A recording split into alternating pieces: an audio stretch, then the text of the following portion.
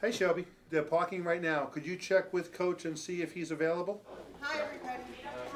Dr. Hotz from our Concussion Institute at the University of Miami Health Oh, good.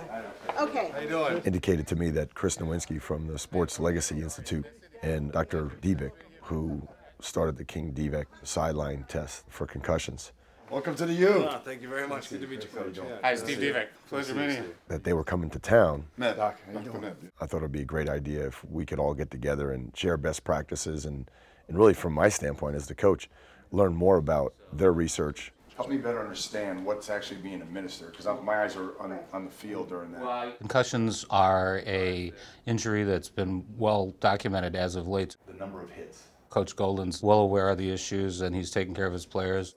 He's got a great team around him. I was completely impressed. Coach Golden's really an impressive man. I mean, he played the game at an elite level. He's coaching it at the most elite level in college football, and he's been successful.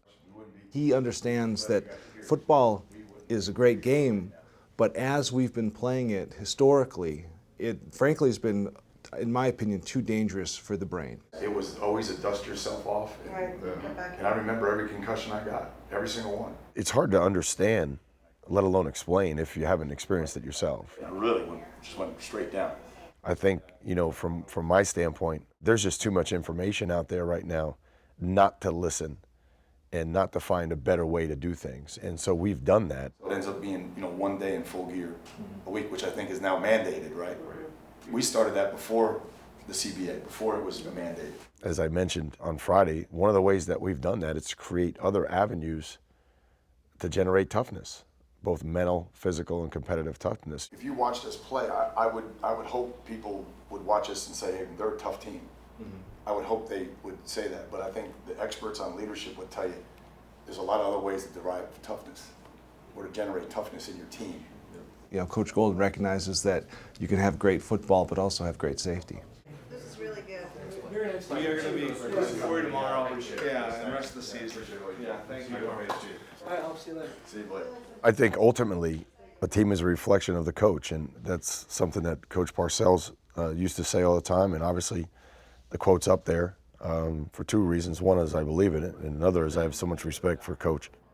Just a reminder to me at the end of the day that everybody's got a role here at the University of Miami in our football program, but how we play on Saturday, the effort that we give, the intelligence that we bring to the field, and the energy that we have, all of those things are a reflection of you as the coach. We've never been more prepared for a game in our lives.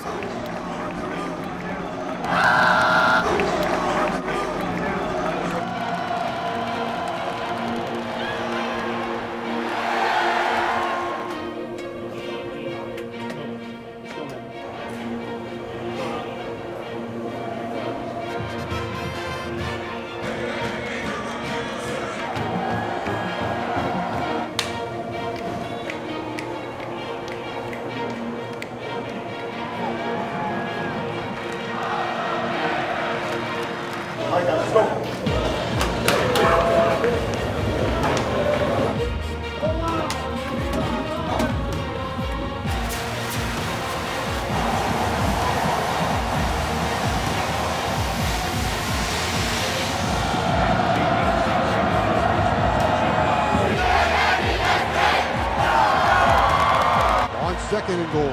Morris to throw. End zone. Waters. He's got it. Touchdown, Miami.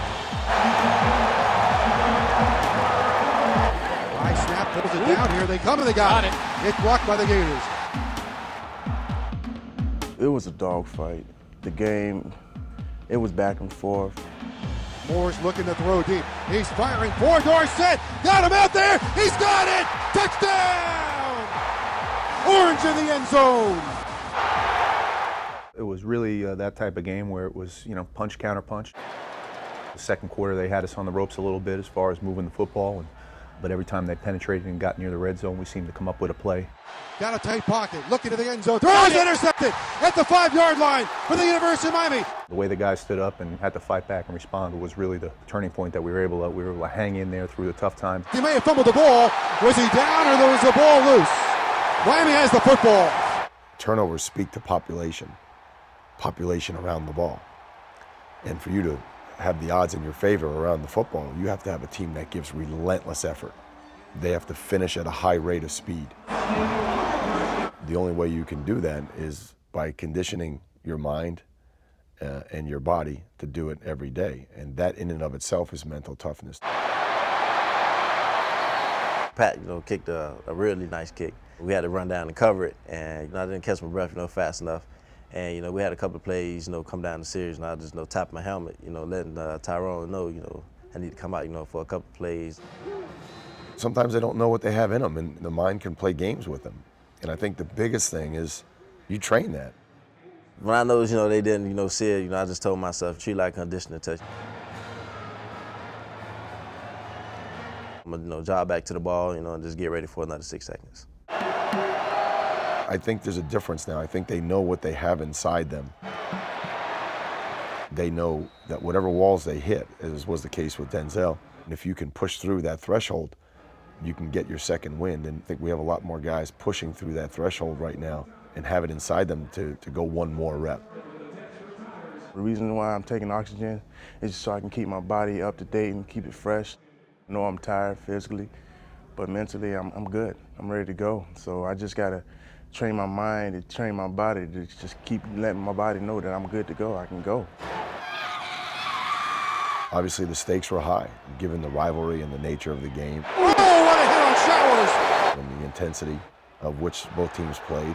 Looks for a block and goes down at the 45, and Duke was injured. Those guys getting banged up on both sides. Some guys laying around after plays. I kept walking out to see how the guys were doing because I thought they were hurt badly, and they kept getting up and walking off. And I didn't know they were going to return, and they kept coming back. O'Donnell on the punt. I was on the shield for pride, and the guy tried to jump over the wall, and Wheeler hit him, then he landed on my ankle. When I was on the floor, I was just like, all right. I moved my ankle around a little bit, and I was like, fine, let's get up. So, I didn't want to miss a beat of that game, and thankfully I didn't. 15 minutes away, and it's Miami 14 and Florida 9. People see us jumping around at the fourth quarter. That symbol of holding your, 4 fingers up in the fourth quarter, that started here. And so this is this generation's Miami Hurricanes rendition of that. We still hold up our 4 quarters, but we come together on the 50-yard line, and it's really in solidarity. It's to say that we are in great shape, and we are going to get a second win, and we are going to be able to finish this game. And again, I think that's a measure of both mental and physical toughness. The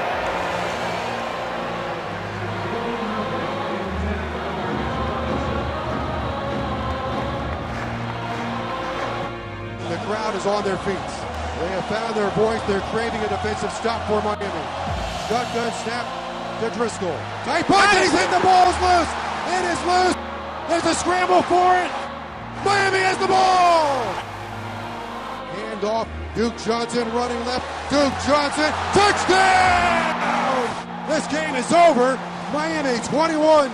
Gators 16. In a lot of ways, it was just such a genuine release at the end of the game. The cathartic nature of that moment was the ability to fight through something like that.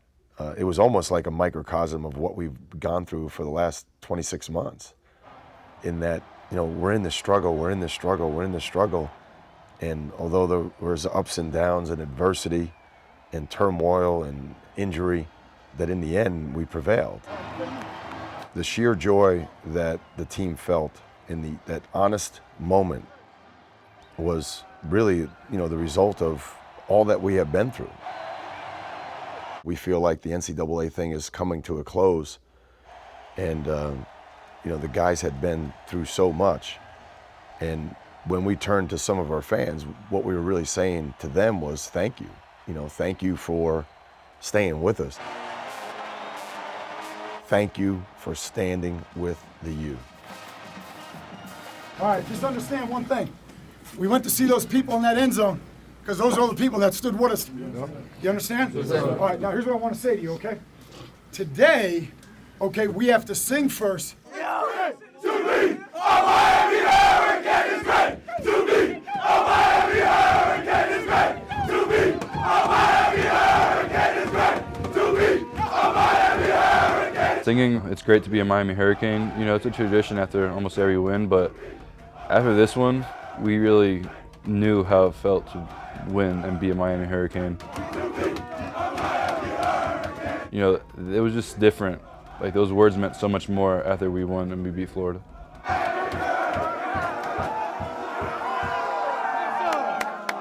I feel like, the team is reflective of Coach Golden because he always tells us, trust our training, Like, us actually trusting our training, led to, the win. It's a great win because how it happened. I mean, there was nothing bigger. And I want this to be a moment that we always remember, the guys in this room, not just for what we accomplished, but for how it happened. After the game, as soon as we got back to the locker room, we did our little chants and had our little celebration. I got to my locker and just sat down and just had a sign of just relief, because we did it, we made it, and I was just so tired and exhausted I couldn't even take my pads off. The team fought really hard in this. We showcased it out there, and something I'm going to remember for the rest of my life. It's great to be a Miami Hurricane right now.